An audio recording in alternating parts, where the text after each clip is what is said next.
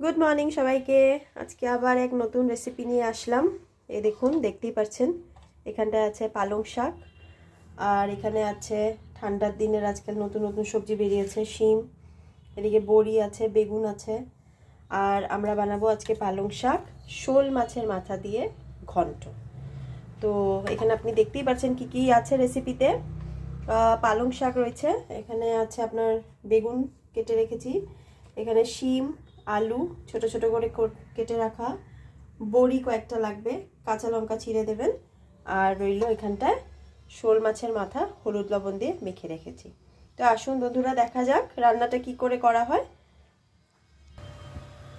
হ্যাঁ, গ্যাসে বসিয়ে দিলাম কড়াই। এখন সরষের তেল ঢেলে দিচ্ছি। এই যে তেলটা গরম হয়ে গেল, এখন আমরা আগে বড়িটা ভেজে নেব।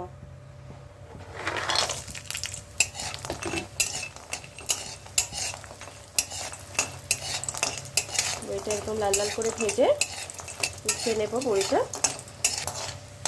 ভাজা হয়ে গেছে, আমরা বড়িটা উঠিয়ে নিচ্ছি। এবার নেক্সট এই তেলে এবার মাথাগুলো ভেজে নেওয়া হবে। দেখুন, মাথাগুলো ভেজে নেওয়া হচ্ছে। দিয়ে দিলাম, এক পিঠ ভাজা হয়ে গেছে, আরেক পিঠ ভাজা হচ্ছে। আপনারা এর মধ্যে চাইলে চিংড়ি মাছও দিতে পারেন, বা নিরামিষও খেতে পারেন, বা যে কোনো মাছের মাথা দিয়েও করতে পারেন। তো এখানে শোল মাছের মাথা ছিল ঘরে, তো সেটা দিয়ে বানিয়ে নিচ্ছি। এবার দেখুন ভাজাটা হয়ে গেছে ভাজাগুলো, এবার উঠিয়ে রেখে দিচ্ছি।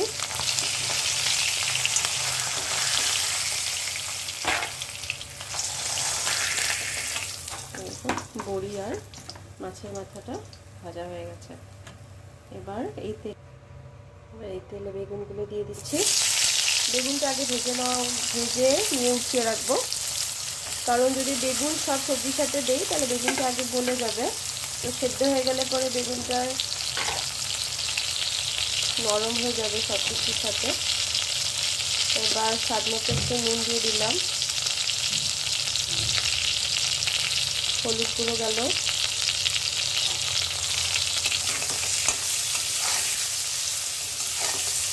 বেগুনটা একটু সময় ভাজা হোক। দেখুন বেগুনটা ভাজা হয়ে গেছে, বেগুনটা তুলে নেওয়া হচ্ছে।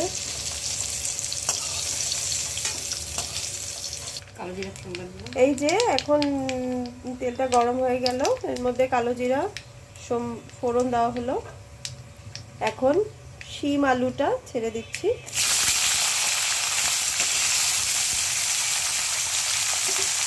শিম আলুটা এখন একটু ভাজা ভাজা হবে। কাঁচা লঙ্কাগুলো দিয়ে দিচ্ছি সাথে, হলুদ গুঁড়ো গেল, আবার একটু নুন দেওয়া হবে। নুনটা আপনারা স্বাদ মতো দেবেন, কারণ একবার বেগুনের সাথে ভাজার সময় নুন গেছে।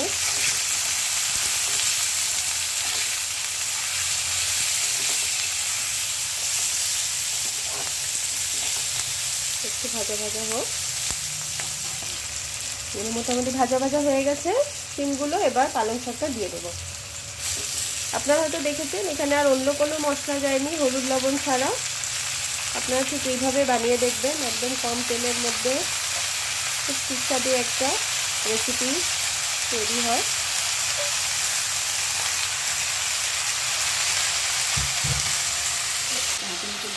এই দেখুন শাকটা মজেছে।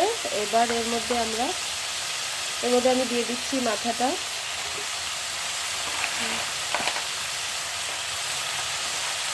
বড়ি, বেগুন ভাজা, এগুলো সব দিয়ে দেওয়া হচ্ছে একসাথে।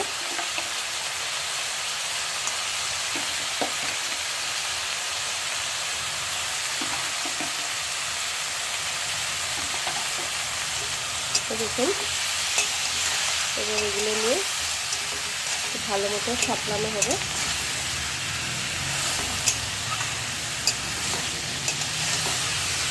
ডালের বড়ি দিলে এই সবজিটা খুবই ভালো লাগে, ডালের বড়ির গন্ধটা।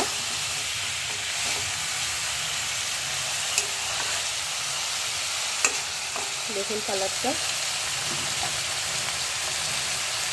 এখন একটু সময় ঢেকে রেখে দিব আর একটু সময়ের জন্য। এই দেখুন মোটামুটি হয়ে এসছে। এবার এটা থিকনেসের জন্য সামান্য একটু পিঠালু দেব। পিঠালু মানে এটা আপনি এটার মধ্যে ময়দা গুলানো দিতে পারেন বা চালের গুঁড়ো একটু গুলিয়ে দিতে পারেন। তো আমি একটু চালের গুঁড়ো একটু গুলিয়ে দিচ্ছি এটা। এই দেখুন, তাহলে একটু বেশ মাখা মাখা ভাব হয়। আর স্বাদ মতো একটু চিনি দিয়ে দেবেন। চিনিটা দিলে স্বাদটা আর একটু ফুটে ওঠে। ঝালটা কমপ্লিটলি আপনাদের উপরে, আপনারা যতটুকু ঝাল খান ওই বুঝে আপনারা লঙ্কা দেবেন। আমার যেহেতু ঘরে বাচ্চারা আছে তাই আমি বেশি ঝালটা কম করি, তাও এখানে দিয়েছি কাঁচা লঙ্কা। একদম ঝাল না হলেও ভালো লাগে না।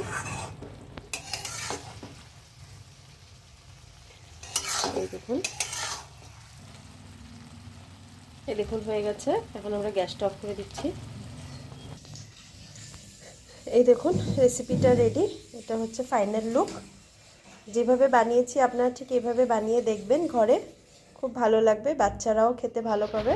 খুব হেলদিও ফুডটা।